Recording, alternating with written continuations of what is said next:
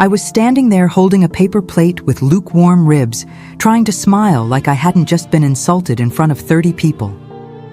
Chad's mom, Loretta, raised her wine glass and said loud enough for the entire backyard to hear, "She's a terrible mother, just like she was a terrible wife." People laughed, not all of them, but enough. Chad's cousin snorted into his beer. His aunt bit her lip, failing to hide a smile.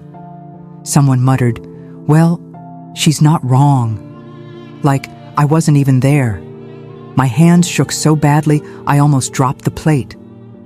I felt the heat in my face before I realized I wasn't breathing. I wanted to disappear. I looked over at my son, Miles. He was sitting quietly by the patio steps, swinging his legs, pretending not to hear, but I knew he did. He always hears. I caught Chad's eyes from across the yard.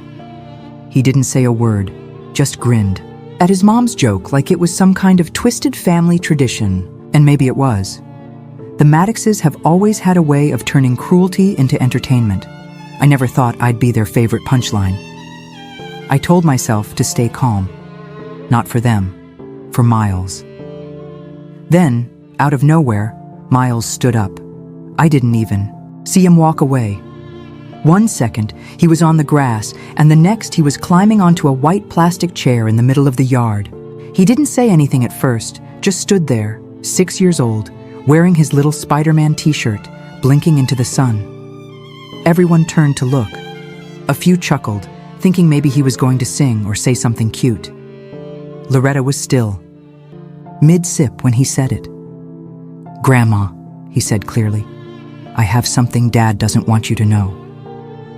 Just like that, the air changed. The laughter stopped. The drinks were forgotten. Chad froze.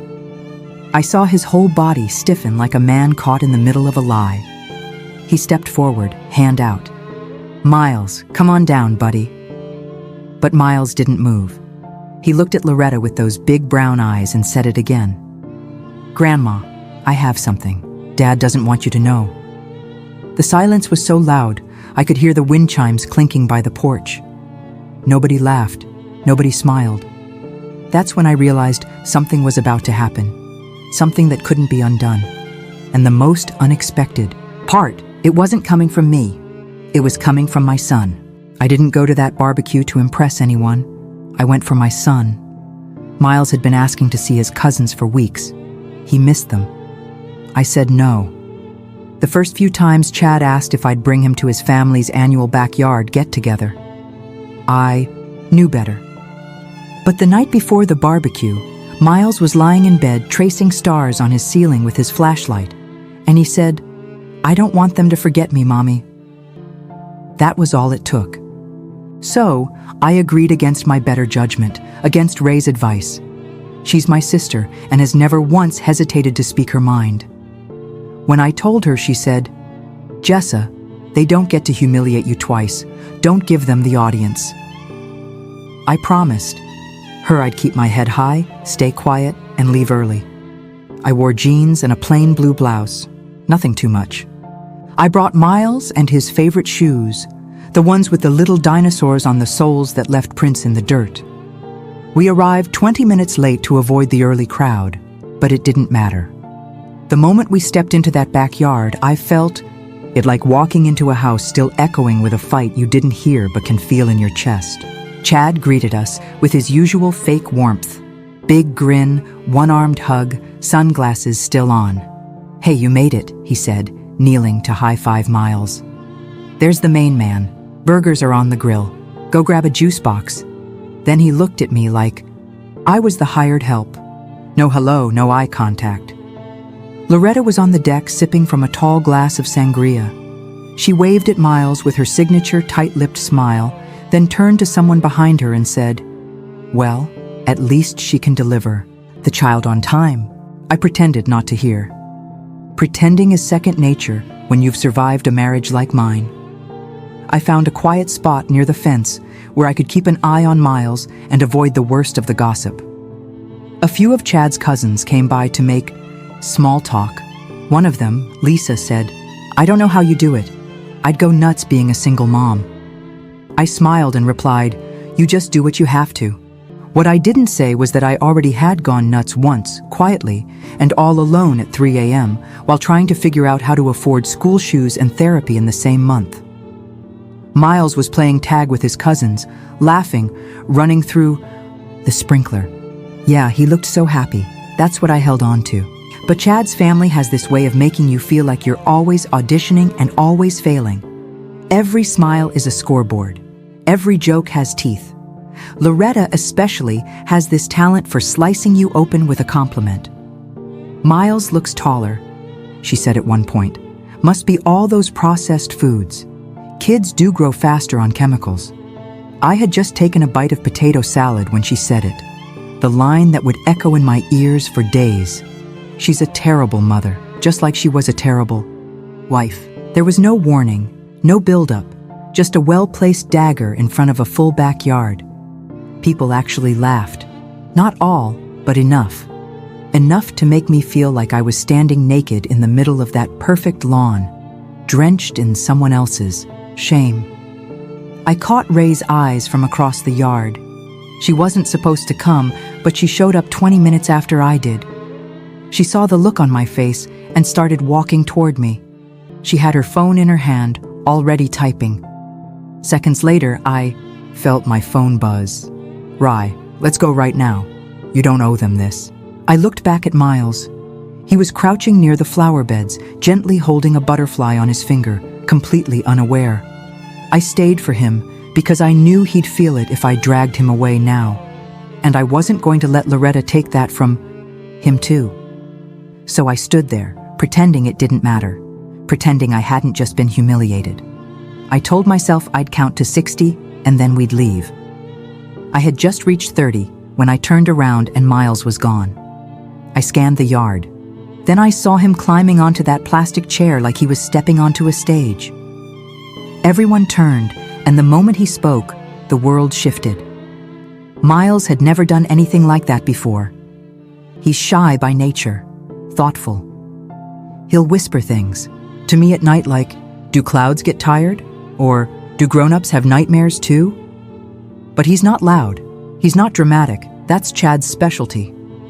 So when I saw him standing on that chair, his little fists clenched at his sides, his chin tilted up, my heart sank. Not because I was embarrassed, because I knew he had something to say, and I wasn't sure the people in that backyard deserved to hear it. He looked like a child about to deliver a speech to Congress, standing there in his damp Spider-Man shirt, knees slightly shaking, face set with determination. "Grandma," he said again, his voice louder this time, "I have something Dad doesn't want you to know." A few people chuckled nervously, unsure of whether this was a joke or some weird kid antic. Chad definitely thought it was the latter. He moved toward the chair with his fake dad grin, one hand raised like he was about to pluck. Miles off stage. "All right, buddy, that's enough. Let's not make a scene," he said through clenched teeth, still smiling like we were on a reality show. But Miles didn't budge. His voice didn't shake. "It's not a scene. It's the truth." Chad stopped mid-step. Something shifted. Then a weight dropped into the air. The kind of silence that comes right before a thunderstorm breaks open. Loretta looked at Chad, then at me. She was clearly annoyed, maybe even threatened, but still smug enough to think this was some kind of harmless outburst. "Let the boy speak," she said, as if she was giving permission. I didn't know what he was about to say, but I could feel it pressing against the moment like a wave about to crash. "Miles," I called gently, "you don't have to." But he didn't even. "Look at me. Daddy says mean things about Mommy on the phone when he thinks I'm sleeping," he said, steady and sure. "He says she's useless and broke and that she ruined everything." A few people gasped. Some looked away. Loretta blinked, her mouth slightly open. The woman who always had something to say suddenly had nothing. Chad stepped forward again, no longer, smiling. "Miles, that's enough. We've talked about this. You don't need to bring up private conversations." Miles cut him off. "It's not private if it makes people sad." And that was it. That was the moment the tension broke. not with shouting or drama, but with a child drawing a boundary more clearly than any adult in that yard had ever dared. Chad's face turned red. His mouth opened, then shut. He looked around for support, but the crowd that once laughed along with Loretta wasn't smiling anymore. Some looked embarrassed, others awkward. A few were watching with quiet fascination, like they were witnessing something too personal but too real to look away from. Loretta tried to regain control. I'm sure he misunderstood. Children exaggerate. They don't always. I know what I heard, Miles said simply. And that was the part that cut deepest, the calm in his voice, the certainty. He wasn't angry, he wasn't crying, he was just telling the truth. Rye moved beside me and whispered, "You okay?" I nodded, but I wasn't. Not really. I felt exposed, like my private pain had been unzipped and laid bare across a lawn full of people who once believed I was the villain in Chad's version of the story. But in that moment, I wasn't ashamed, because for the first time they were seeing my son, really seeing him not as a prop or a shared custody trophy, but as a witness. Chad muttered something under his breath and walked back toward the house. Loretta didn't follow. No one said a word for a long while. The air felt heavy, like a storm had passed, but left the sky bruised behind it. Miles stepped down from the chair and walked back toward me. I knelt to his level, brushed some grass off his knees, and kissed the top of his head. "Why did you do that?" I whispered. He looked up at me, those serious brown eyes full of something bigger than his age could hold. "Because you didn't say anything," he said, "and someone had to." I held Miles close, right there in the middle of that yard, while people stared and pretended not to. His arms wrapped around my neck, his little heart beating fast against my chest. And I realized something I hadn't dared admit out loud. He didn't just do that for me. He did it for himself. He needed them to know that he saw everything. That the games Chad played, the words Loretta threw like darts, none of it was hidden from him anymore. I had spent so much time trying to shield him, trying to take the hits alone so he wouldn't have to see the ugliness. I swallowed the insults, the passive-aggressive jabs, the lies Chad spun about why our marriage ended. I let Loretta paint me as unstable, difficult, impossible to live with because I thought it was better for Miles to have peace than to have truth. But he saw it anyway. Kids always do. They might not have the words, they feel the shift in the air, the cold shoulder, the tight smile, the way silence cuts harder than shouting. And now he had spoken. I stood up, holding his hand. I could feel every pair of eyes watching us as we walked toward the back gate, but no one stopped us. Not this time. Chad stood on the deck, arms folded, jaw clenched. He was trying to decide if he should follow us or save face. I didn't look at him, but I knew he wouldn't chase us in front of his family. He only fights when the audience is gone. Just as I reached the gate, Loretta called out, "Jessa, wait!" I turned, mostly out of instinct, expecting more venom, but she didn't sound cruel. She sounded small, shaken. She walked down the steps slowly, her sandals clicking on the wood, her glass of sangria still in hand. "He's just a little boy," she said, as if that excused what had happened.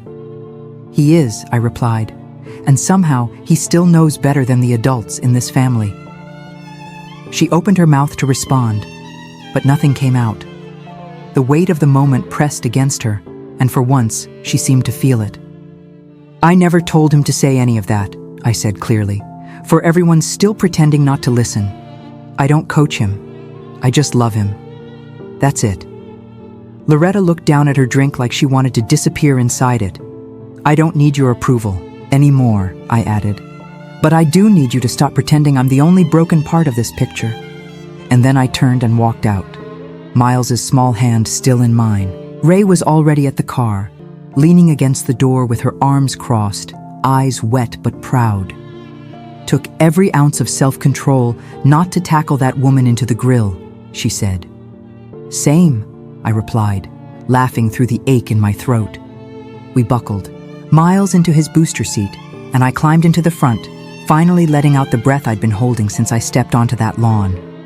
Ray started the car, and we pulled away in silence, but not the heavy kind of silence. This one felt lighter, like the noise we left behind couldn't follow us. Later that night, after Miles was asleep, Ray and I sat on the couch with mugs of tea neither of us drank. She turned to me and said, "You know this changes things, right?" "I know. Are you ready for that?" I thought about it for a long time, about how many times I'd tried to be small to stay invisible just to keep the peace.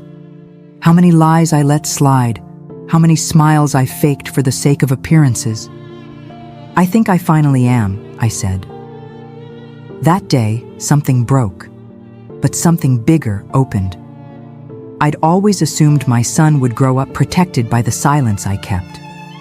But what he needed was permission to tell the truth. What I needed was to stop apologizing for being the one who walked away, even if it meant walking straight into their judgment. That moment, Miles on the chair, me at the gate, Loretta speechless, Chad exposed. It didn't fix everything, but it shifted something permanent. And sometimes that's how healing starts. Not with an apology, but with the decision to stop waiting for one. The next morning, I expected backlash. Chad would text some half-baked warning. Loretta would leave a voicemail layered in guilt and thinly veiled threats. Someone from the family would reach out and say, "I'd made a scene or put Miles in the middle." That's how it usually worked. But it was quiet. No messages, no calls. Just the sound of Miles watching cartoons in the living room, feet tucked under. Him, one sock off, one sock on, like nothing had changed. But everything had. Later that afternoon, Rai called me from the grocery store. "Did you see Loretta's Facebook post?" she asked, barely able to hide the shock in her voice. "Number why? What did she say?" She said she was deeply reflecting on how pain moves through generations. She didn't name names, but she said children have a way of bringing truth to light. She even quoted that thing Miles said about secrets that hurt people not being private. I sat down on the edge of the bed completely still. "Are you kidding?" I said. "I'm not." She turned off comments so no one could say anything, but it's there. Public. I didn't know how to feel. That woman who once told me I was lucky Chad married me at all was quoting my 6-year-old son on social media. Part of me was furious. Another part was confused. But the loudest feeling in the room was something else. Something like validation. She had heard him. Really heard him. That night, Chad finally called. He started with what I expected. "I don't know what you told him. He never used to talk like that. This isn't healthy, Jess." I let him finish. I let him rant for a full minute before I said a word. Then quietly, but firmly, I asked, "Do you know what's unhealthy, Chad? Teaching a kid that love means staying silent while someone you care about is torn down." He tried to laugh it off to pivot. "He's a little boy, Jess. He doesn't understand the complexities. He understands more than you ever gave him credit for," I said. "And I'm done pretending he's not listening, because he is. He always has been." There was a pause, a long one. Then he said, "So what? You're going to let him speak for you now?" "No," I said. "I'm finally speaking for myself. He just had the guts to do it first." I hung up before he could say anything else. It wasn't about being rude. It was about ending the conversation the way I should have ended so many before it on my own terms. A few days later, Loretta showed up. I opened the door and found her standing there with a brown paper bag of muffins and a look I'd never seen on her face. Uncertainty. "I came to apologize," she said before I could say anything. I stood in the doorway, not stepping aside. "To me, or to him?" "To both of you," she said, mostly to him. I looked over my shoulder. Miles was in the kitchen coloring. He hadn't noticed she was there yet. She held the bag out. "These are from the bakery on Sycamore. He likes the blueberry ones, right?" I nodded slowly, surprised she remembered or cared. "I don't know what to say," she admitted, her voice unsteady. I never thought of myself as cruel, though I thought I was protecting my son by tearing down mine. That hit her hard. "No," she whispered. "That wasn't right. I see that now. I really do. I didn't invite her in. Not that day." But I took the muffins and told her that if she wanted to show she'd changed, it had to start with actions, not words. And to her credit, she nodded. Before she left, she turned and looked at me. "He's brave, your son." "He's mine," I said. "Of course he is."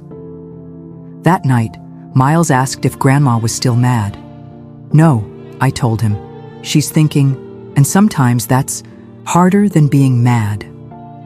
He tilted his head like he was filing that away in his big, curious mind. "Did I do something bad?" he asked. I looked him right in the eyes and said, "No, you did something brave. And you told the truth. That's never bad." He nodded slowly. "I was scared." "I know," I said, pulling him close. "But you did it anyway. That's what makes you strong." And in that moment, I realized the most powerful part of everything that happened wasn't what Miles said, or how Loretta reacted, or even the fact that Chad was finally losing control of the narrative. It was this. My son saw what was wrong, and he believed he had the right to say something. A few weeks have passed since the barbecue. The grass has probably grown back where that plastic chair once stood. The folding tables have been packed away. Whatever decorations Loretta put out, her little patriotic napkins and string lights have likely found their way into storage, waiting for another celebration, another photo op. But I still think about that afternoon every single day. Not because it hurt, though it did. Not because of what Loretta said or what Chad didn't say. Because of what my son did and what that moment revealed about the person he's becoming and the person I've become too. There's a moment after a confrontation where your body is still humming with adrenaline, but your mind finally gets quiet. That's what I felt the morning after the barbecue. I was brushing my teeth, staring at my own reflection like I hadn't really looked at myself in a long time. Not just looked, but seen. I didn't look angry. I didn't look broken. I looked like a woman who had walked through fire and finally stopped apologizing for smelling like smoke. It's strange how long you can carry shame that doesn't belong to you. I carried it when Chad cheated, when he told people I was impossible to live with, when Loretta would look at me, but like I was the reason her son didn't call on Mother's Day. I carried it through the divorce, through custody hearings, through nights when I couldn't sleep because I was afraid I was failing my son. But that shame was never mine. It was something they handed me, and I accepted it because I thought I had to. Not anymore. That day in the backyard when Miles stood on that chair, he didn't just defend me.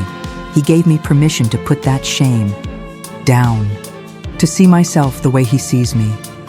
Not perfect, not always calm, but safe, loving, enough. He showed me that protecting our children doesn't always mean hiding the truth. Sometimes it means letting them speak it, even when their voices are small and shaky and unexpected, especially then. Since that day, things haven't magically improved. Chad hasn't changed. He still tries to control the narrative when he can. Still plays the victim when it suits him. But the power he had over me is gone, because now I know I'm not alone in the truth. And neither is my son. Loretta hasn't called since she dropped off those muffins. I haven't chased her and I don't need to.